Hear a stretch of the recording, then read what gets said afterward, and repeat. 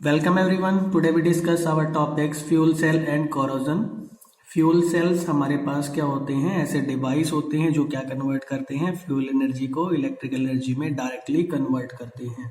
Fuel जैसे हम बात कर सकते हैं किस तरह की लेती हैं, जैसे मीथेन ले लिया, मिथेनॉल ले लिया, हाइड्रोजन ले लिया, और अगर उनको हम क्या करते हैं जलाते हैं तो डायरेक्टली क्या कन्वर्ट हो जाती है, हमें इलेक्ट्रिकल एनर्जी मिल जाती है। ऐसा क्यों हुआ? ऐसा पॉसिबल ही क्यों हुआ? क्योंकि जो कंबशन रिएक्शन होती है हमारे पास वो किसका एग्जांपल होती है? रिडॉक्स रिएक्शन का एग्जांपल होती है। किसकी तरह का एग्जांपल होती है? रिडॉक्स रिएक्शन का एग्जांपल होती है।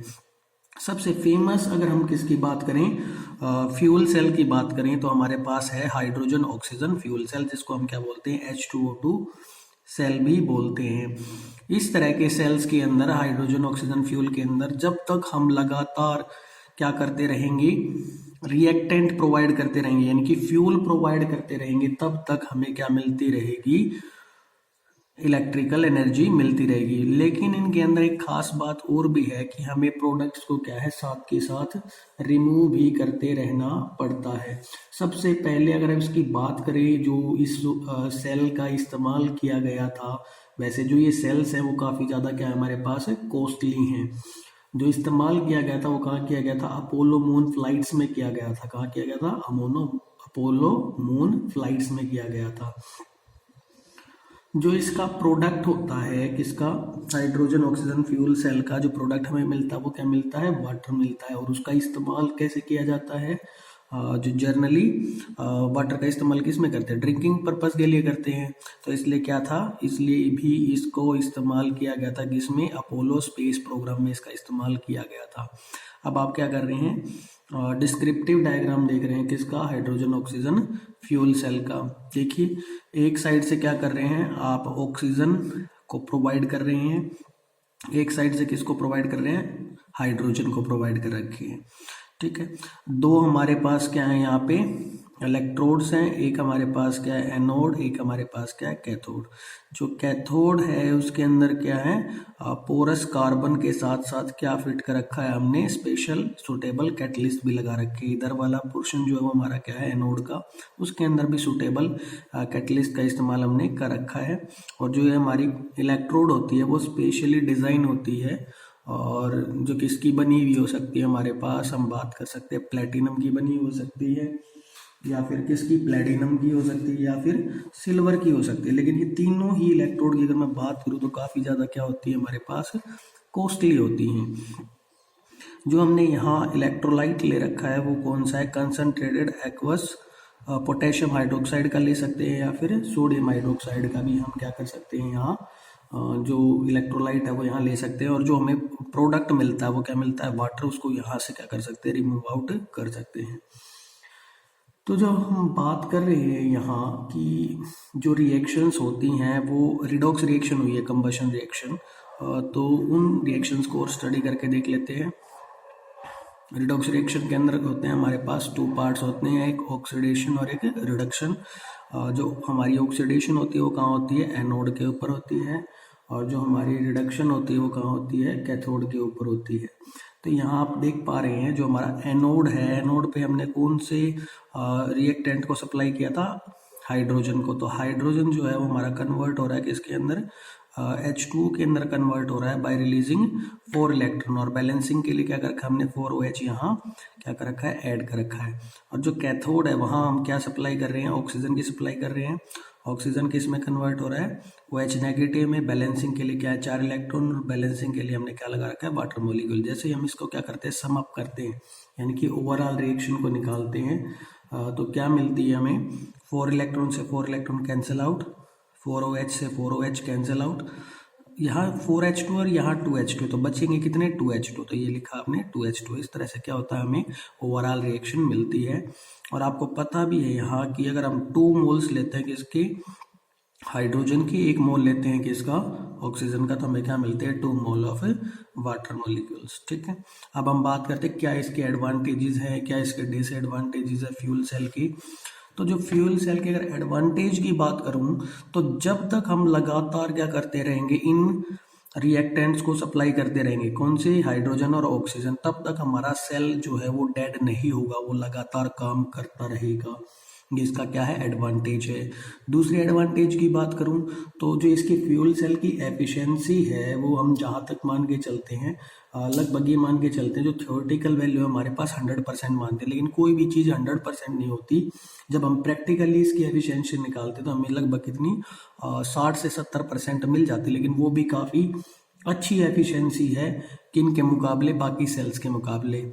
तो ये भी क्या है, इसका एडवांटेज है। थर्ड एडवांटेज क्या है इसका, कि ये किसी तरह का भी कोई पोल्यूशन क्रिएट नहीं करते। ये क्या है हमारे पास, इको फ्रेंडली, क्योंकि जो इनका प्रोडक्ट है वो क्या है, वाटर है। प्रोडक्ट क्या है इनका, वाटर है। तो वाटर क्या है, कोई नॉन पॉल्यूटिंग है, वो क्या है, इको फ्रेंडली।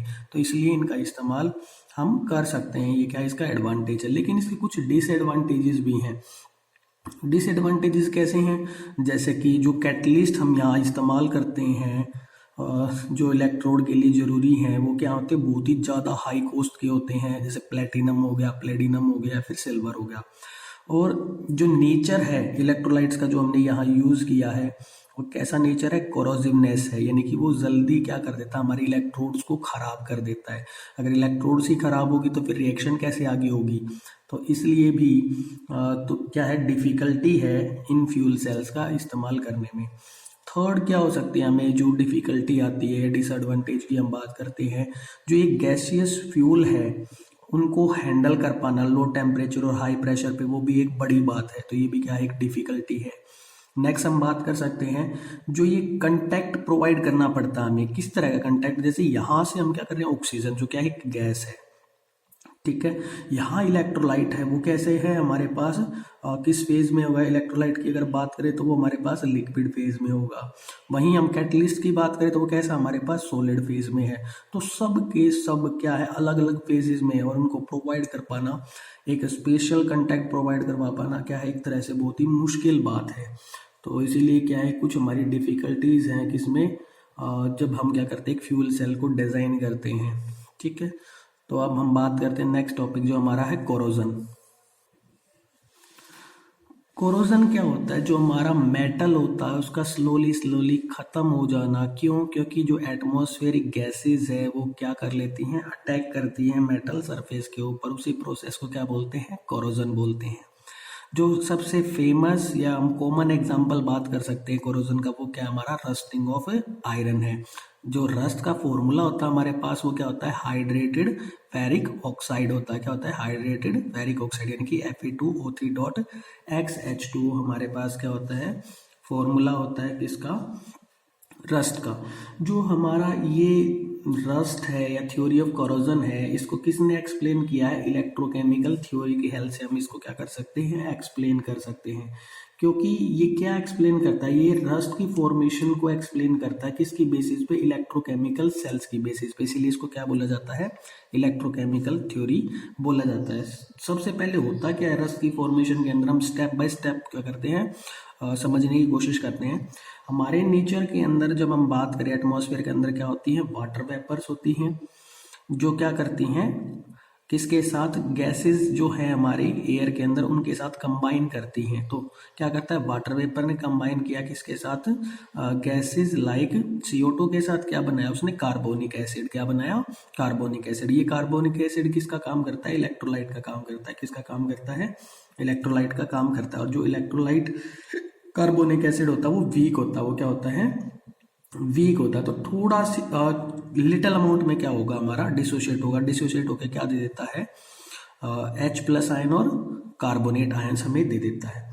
फिर हम क्या करते हैं, जो हमारा आयरन होता है वो ऑक्सीजन की प्रेजेंस में आके क्या करता है, और प्रेजेंस ऑफ H+ आयन की प्रेजेंस में क्या करता है, ऑक्सीडेशन प्रोसेस में चला जाता है। कौन से प्रोसेस में जाता है, ऑक्सीडेशन प्रोसेस में वो चला जाता है, ठीक है। ऑक्सीडेशन प्रोसेस में कैसे जाएगा आयरन, अगर वो क्या करता है, 2 इलेक्ट्रॉन्स को लूज करता है, क्या बना लेता है, Fe+2 बना लेता है, यानी कि फेरस आयन वो बना लेता है। ये रिएक्शन कहाँ होती है, एनोड पे होती है। कहाँ होती है, एनोड पे, ठीक है। फिर हम बात करते हैं, जो इलेक्ट्रॉन इसने लॉस किए हैं, किसने, आयरन ने, वो क्या करते हैं, आयरन से माइग्रेट होके मेटल सरफेस से दूसरी साइड पर पहुंच जाते हैं।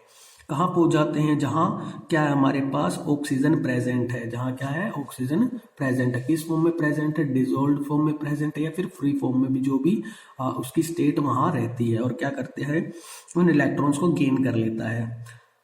ऑक्सीजन क्या करती है, इलेक्ट्रॉन को गेन करती है, क्या बनाती है, H2O। तो बैलेंसिंग के लिए क्या लगाते हैं हम, यहाँ ऑक्सीजन 0 है, यहाँ चार्ज कितना ऑक्सीजन पे -2, तो 2 इलेक्ट्रॉन, लेकिन 2 और लगाया हमने, तो कितनी, 2 ऑक्सीजन के लिए कितने हो जाएंगे, 4 हो जाएंगे इलेक्ट्रॉन। फिर बैलेंसिंग के लिए हाइड्रोजन क्या करते हैं, 4H पॉजिटिव हम क्या करते हैं, ऐड करते हैं।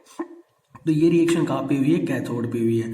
हम दोनों इक्वेशन को कंबाइन कर देते हैं, कौन सी, एनोड को और कैथोड को। आप बोलेंगे कि यहाँ 2 क्यों आया, अभी मैंने यहाँ आप देखोगे रिएक्शन को क्या लगा रखा है, 2Fe लगा रखा है। तो कि यहाँ रिक्वायरमेंट कितने की थी, 4 इलेक्ट्रॉन की। तो 4 इलेक्ट्रॉन कैसे आएंगे, जब हमारे पास यहाँ 4 इलेक्ट्रॉन रिलीज होंगे, तो 4 इलेक्ट्रॉन रिलीज करने के लिए क्या करना पड़ेगा, हमें मल्टीप्लाई बाय 2 करना पड़ेगा। तो इस तरह से दोनों रिएक्शंस को क्या कर देते हैं, हम कंबाइन कर देते हैं। तो हमें क्या मिलता है, 2Fe plus O2 plus 4H positive की से 2Fe plus 2 plus 2H2O liquid हमें मिलता है। इसके बाद क्या होता है, जो हमारे पास फेरस आयंस हैं वो क्या करते हैं, जो डिसोल्ड ऑक्सीजन होती है या फिर जो ऑक्सीजन हमारे पास क्या है एयर के अंदर प्रेजेंट है, उसके साथ क्या करते हैं, रिएक्शन करते हैं और क्या बना लेते हैं, आयरन ऑक्साइड बना लेते हैं। क्या बना लेते हैं, आयरन ऑक्साइड बना लेते हैं। आयरन ऑक्साइड बनाने पर क्या होता है, हम क्या करेंगे, बैलेंसिंग करेंगे आयरन ऑक्साइड की। कैसे बैलेंसिंग कर सकते हैं, यहाँ हमारे पास कितनी ऑक्सीजन है, 2 थी, यहाँ कितनी है, फिर 2O3 होगा तो 3 होगी। तो क्या करेंगे बैलेंसिंग के लिए, यहाँ हम 2 से मल्टीप्लाई कर देते, टोटल हमारे पास आयरन कितने हो जाएंगे, 4 हो जाएंगे। अगर ऑक्सीजन की बात करूँ तो कितनी है हमारे पास, यहाँ टोटल 2 और 4 6 हो चुके हैं, यहाँ भी 2 से मल्टीप्लाई करने पर 6 हो चुके हैं। अब बैलेंसिंग किस चीज़ की रहेगी, हाइड्रोजन की रहेगी, तो क्या कर देंगे, +8 पॉजिटिव हम कर देंगे। हमारी इक्वेशन क्या होती है, बैलेंस हो जाती है। अगेन जो हमारा क्या होता है, फेरिक ऑक्साइड है, Fe2O3 है, वो किस में जाता है, हाइड्रेशन में जाता है। हाइड्रेशन का मतलब होता है वाटर मॉलिक्यूल्स के साथ क्या होती है, इसकी रिएक्शन होती है और क्या बना लेता है, कि ये हाइड्रेटेड फेरिक ऑक्साइड बना लेता है, जिसको हम क्या बोलते हैं, रस्ट बोलते हैं, जिसको हम क्या बोलते हैं, रस्ट बोलते हैं। ठीक है, तो फॉर्मेशन हो चुकी है रस्ट की। अब हम बोलते हैं कि कौन से फैक्टर्स हैं जो क्या करते हैं, हमारे प्रमोट करते हैं किसको, कोरोजन को। तो ये हमारे पास कुछ फैक्टर्स हैं, इनको हम क्या करते हैं, स्टडी करते हैं वन बाय वन। फर्स्ट हमारे पास क्या है, रिएक्टिविटी ऑफ द मेटल। जितना ज़्यादा हमारा मेटल क्या होगा, रिएक्टिव होगा या एक्टिव होगा, उतनी जल्दी क्या होगा, उस पर केमिकल रिएक्शन क्या होगी हमारी, जल्दी होगी, उतनी ही जल्दी क्या होगा, वो कोरोडेड होगा, उतनी ही जल्दी उस पर कोरोजन प्रोसेस क्या होगा, शुरू हो जाएगा। सेकंड हमारे पास क्या है, प्रेजेंस ऑफ इम्प्योरिटी। जो प्योर मेटल्स होते हैं ना हमारे, वो कभी भी उन पे जंग नहीं लगता, वो कभी भी कोरोड नहीं होते। लेकिन अगर उनमें किसी तरह की भी कोई इम्प्योरिटी है तो क्या होगा, कोरोजन जो उसके ऊपर चांसेस होंगे मेटल सरफेस के ऊपर, वो क्या हो जाएंगे, बढ़ जाएंगे। जैसे मैं अगर बात बोलूँ, मेरे पास प्योर आयरन है तो वो कभी भी उसके ऊपर रस्ट नहीं लगेगा। थर्ड क्या हमारे पास, presence of air and moisture. जो एयर और मॉइस्चर होते हैं वो क्या करते हैं, हमारे कोरोजन को क्या करते हैं, बढ़ावा देते हैं, कि जल्दी से जल्दी कोरोजन होना शुरू हो जाता है, किसकी प्रेजेंस में, एयर और मॉइस्चर की प्रेजेंस में। फोर्थ है हमारे पास स्ट्रेन्स इन मेटल, यानी कि अगर हम बात बोलते हैं, अगर हमारे पास कोई भी मेटल का सरफेस है, अगर वो कहीं से भी मुड़ा हुआ है या फिर कहीं से उसको स्क्रैच लगा हुआ है या कट लगा हुआ है, तभी क्या होगा, उस पर जो कोरोजन के चांसेस होंगे वो बढ़ जाएंगे। अदरवाइज इतने ज़्यादा चांसेस नहीं होते कि मेटल सरफेस के ऊपर कोरोजन हो जाए। लेकिन ये चीज़ें होंगी तो जल्दी से जल्दी क्या होगा, उसके चांसेस बढ़ जाएंगे कोरोजन होने के। नेक्स्ट हमारे पास प्रेजेंस ऑफ इलेक्ट्रोलाइट। इलेक्ट्रोलाइट हमेशा बढ़ावा देते हैं किसको, कोरोजन को। अगर हम किस तरह का इलेक्ट्रोलाइट लेते हैं, ये भी क्या करता है, डिपेंड करता है। जैसे जो आयरन होता है, अगर मैं उसको किस में रखूँ, एक तो सैलाइन वाटर में रखूँ, जो नमक वाला पानी होता है, नमकीन पानी होता है, और एक प्योर वाटर में रखूँ, तो जो हमारा आयरन होगा उस पर कोरोजन जल्दी कब लगेगा, रस्ट जल्दी कब लगेगा, जो वो सैलाइन वाटर में होगा compare to the pure water. Pure water में इतने जल्दी उसके ऊपर जंग नहीं लगेगा। अब हम बात करते हैं किसकी, मेथड्स टू प्रिवेंट कोरोजन। किन मेथड्स की हेल्प से हम क्या कर सकते हैं, कोरोजन प्रोसेस को क्या कर सकते हैं, रोक सकते हैं। तो फर्स्ट मेथड की अगर मैं बात करूं तो फर्स्ट मेथड कौन सा है मेरे पास, बैरियर प्रोटेक्शन। क्या है, बैरियर प्रोटेक्शन। इसमें क्या करते हैं हम, मेटल सरफेस को डायरेक्टली अलाउ नहीं करते किसके साथ कि वो मॉइस्चर के साथ आए, ऑक्सीजन के साथ आए या कार्बन डाइऑक्साइड के साथ, यानी कि डायरेक्ट इन्वायरमेंट के साथ इन्फ्लुएंस नहीं होने देते। कुछ उसको क्या कर देते हैं हम, कुछ चीज़ें उस पर क्या करते हैं, बैरियर की तरह लगा देते हैं, रुकावट लगा देते हैं। कैसे लगाते हैं रुकावट, जैसे हम पेंट्स कर सकते हैं, जो हमारे मेटल सरफेस है उन पे क्या कर सकते हैं, कोई फिल्म लगा सकते हैं ऑयल की, ग्रीसिंग कर सकते हैं उसको, या फिर क्या कर सकते हैं, जो भी हमारा आयरन सरफेस है उसको नॉन कोरोडेड मेटल के साथ क्या कर सकते हैं, उसकी एक लेयर बना सकते हैं, कोटिंग कर सकते हैं। जैसे निकल, क्रोमियम, एल्यूमिनियम की करते हैं तो उसको हम क्या बोलते हैं, इलेक्ट्रोप्लेटिंग बोलते हैं। और अगर हम टिन, जिंक इन सब की करते हैं तो उसको क्या बोलते हैं, गैल्वेनाइजेशन बोलते हैं। सेकेंड मेथड क्या है हमारे पास, हम क्या करते हैं, एंटी रस्ट सॉल्यूशंस ले सकते हैं। क्या ले सकते हैं, एंटी रस्ट सॉल्यूशन ले सकते हैं। जैसे अगर मैं सॉल्यूशन की बात करूं, एल्कलाइन फॉस्फेट है मेरे पास, एल्कलाइन क्रोमेट सॉल्यूशन है, तो ये क्या है हमारे पास, ये एक तरह के एंटी रस्ट सॉल्यूशंस हैं। जो एल्कलिनिटी होती है वो क्या करती है, आपको प्रिवेंट करती है, हाइड्रोजन आयन प्रोवाइड नहीं होते सॉल्यूशन के अंदर, है ना, क्योंकि एल्कलाइन सॉल्यूशन है तो फिर किसकी अबंडेंस ज़्यादा होगी, OH नेगेटिव की होगी, ना कि हाइड्रोजन आयन की होगी। और जो फॉस्फेट है यहाँ पे वो क्या करता है, वो डिपॉजिट होना शुरू कर देता है, कहाँ पे, आयरन सरफेस के ऊपर, और एक लेयर बनाता रहता है। कैसी लेयर बनाता रहता है, फॉस्फेट की लेयर उसके ऊपर डिपॉजिट करना शुरू कर देता है, आयरन फॉस्फेट की लेयर तैयार हो जाती है। जिससे क्या होगा, अब डायरेक्ट एक्सपोजर नहीं होगा किसका, मेटल सरफेस का, और फिर क्या होगा, हमारा मेटल जो है वो कोरोड नहीं होगा।